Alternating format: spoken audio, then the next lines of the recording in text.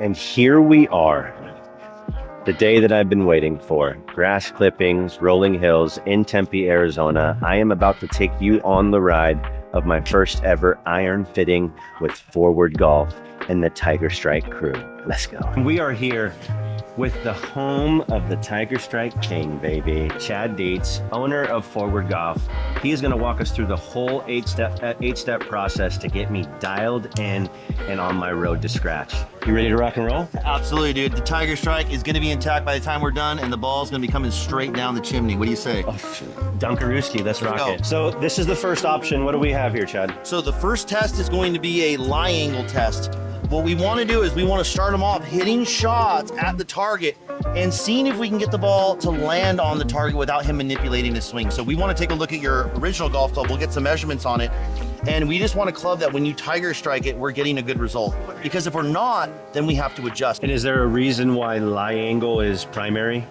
Because it's going to give us the biggest discrepancy in base to path relationship. Gotcha. That's right. Exactly. Gotcha. So let's swing a couple with this and see what we come up with. Yeah, absolutely. Golly. How's that? I mean, let's take a peek here, boys. You don't see that often on my channel. Oh my God. You don't see that often on my channel. Little fade, little draw. Yeah, so my wedges are more of a draw. My irons are more of a fade. Okay. Cool. And my miss is like a push cut. With most clubs that I have, like when you have a miss hit like this, you can feel them fairly significantly. This has the playability of a smaller cavity back, but it still has the forgiveness and it makes it feel really good. It's a very forgiving golf club, that's for sure. So again, every player is going to have a miss. We need to manage the miss, but keep a shot that he can depend on. So his best shots are going to be pull fades that land on target. The worst shots will be pull draws, and then the next worst shot would be balls that start left and then go too far left. Yeah. Similar to that last one a little bit. Yeah. So here's lie angle number 2. Okay. And what this becomes is this club better or worse than the first one that he hit? So let's see what number 2 does. Number 1 is the most upright. This one is going to be standard and the next one will be flat. Got it. So if math plays out, you would miss these ones more left, but that doesn't mean that's going to happen. Gosh, that felt so good. That was so good. That felt so good. So that's a perfect pull fade that almost hit the flagstick. That's exactly the shot that I want. Yeah, that's the miss. That's the miss that you've seen before. Yeah, right. So I will say directionally, I will give the edge to number 1 as it slightly beat number 2. Because it was a closer dispersion. You're going to have what I want to do is I want to help you manage your tendency, your main miss. I did my homework. I watched you play at night, dog. I see what's going on. Let's see if lie angle number 3 can beat lie angle number 1. But if I had to be a gambling man, I don't think it will, but it could. I mean, a 191 7-iron is like pounded. And that's a traditional loft, too. So these aren't juiced up. That's a traditional loft at 7-iron. Those are real numbers. Which one do you think you hit the best?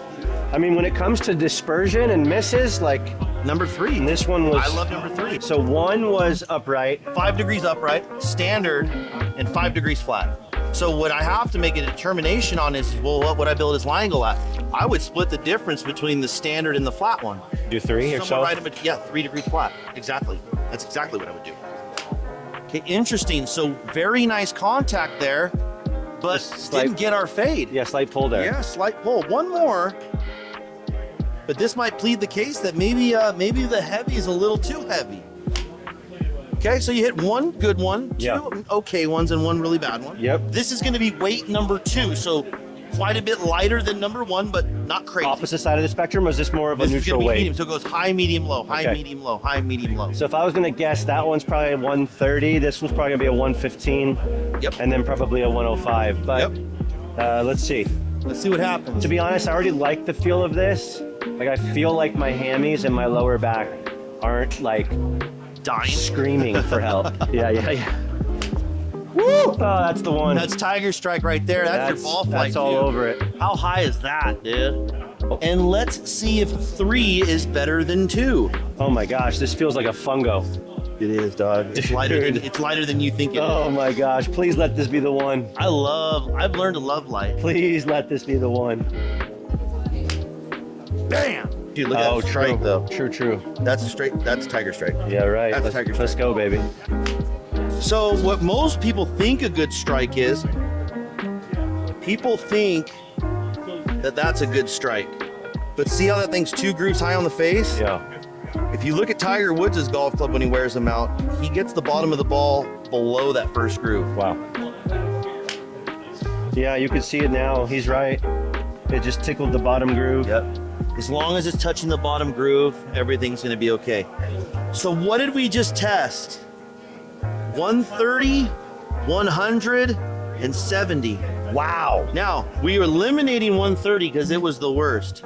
You hit some really good ones here, and you hit some really good ones here. I'm thinking 100 grams to 95 grams. My previous set, I had the Money Taper 125s. And to be honest, I loved them, but I had more of a cavity back to offset some of that heaviness. Now I'm in more of a player's iron, I would assume. Yep.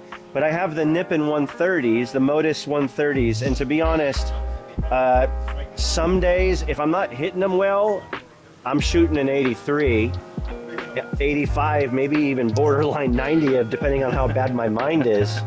But when I used to play like the 105s, and when I played those on 95s, I just felt like I wasn't as mentally corrupt. Right. The pride in me is like, oh, what do the pros use? Oh, they use 130X stuffs?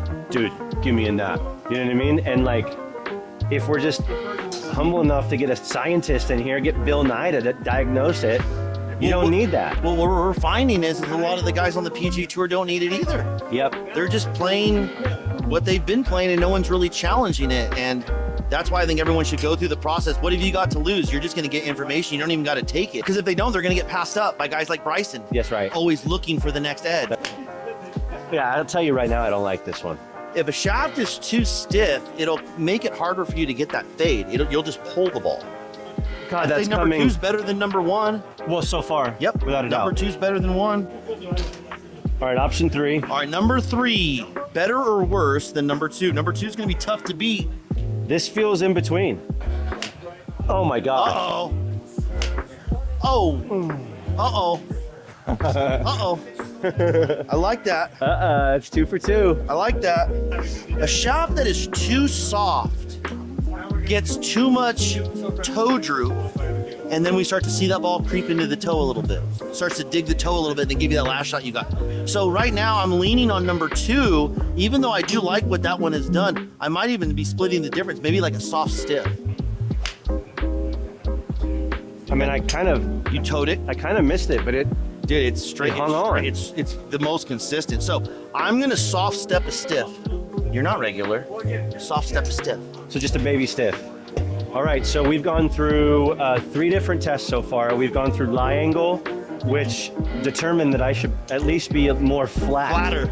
Yep. We've gone through shaft weight Yep. to determine that I should be somewhere between 75 and 105.